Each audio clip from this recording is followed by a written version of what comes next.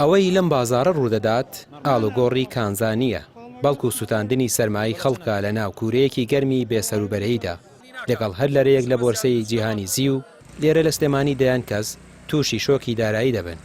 زی و کە بڕیار بوو پەناگەیەک بێت بۆ پاشەکەوت ئێستا بۆتە گێژاوێک کە کەس نازانێت کەی و لەکوێدا دەوەستێت.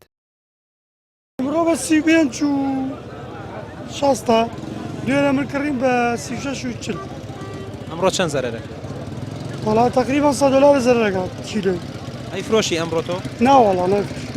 ئەی بەس هاتووی متابعە بکەیت؟ هەڵا سەیرەکەن جارەتەوە.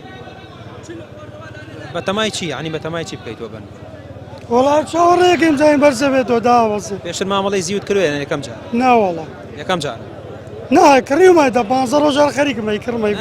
مەبەستم تازە کە سعرەکەی وای لە تۆ خەریکی وایە؟ بەڵێ بەڵێ. هیچ معلوماتێک لەسەر زیوت؟ ناوەڵا عچمانی. چۆن بوو هاتیتە ناو ئەویشە؟ وڵا ئێرە هاتین و کڕیمانەتەوە هەڵەوە.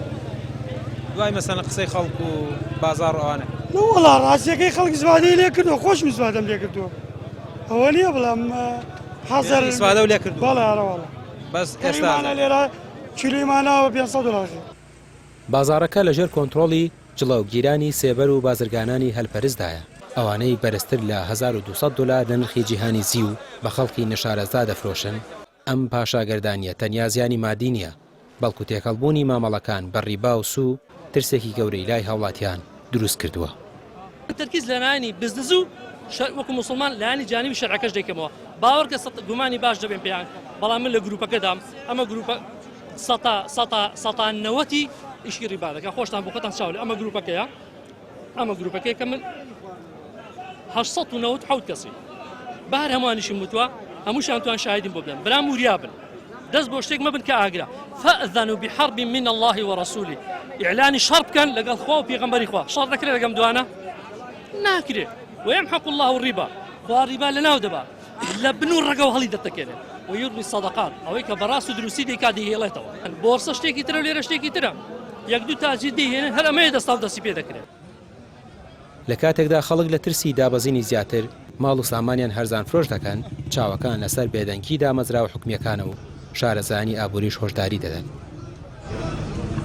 بەڕاستی دراسەیەکی قوڵیان بابەتەمان کردووە کە بەمان دەرکەوتووە ئەمە بە دەرەجەی یەکەم کەم تەرخەمی حکوومەتی هەرێمی کوردستانە بەڕاستی کە وەزارەتی دارایی و ئابووری هەرێم کە مختصە بەم بابەتانەوە پێویستە ڕۆڵی جدی هەبێ لیژنەی تایبەتمەند پێک بهێنێ کە لێ بکۆڵێتەوە بۆچی خەڵکێکی زۆر تووشی زەرەر بۆ بەڕاستی هۆکارەکەشی چییە؟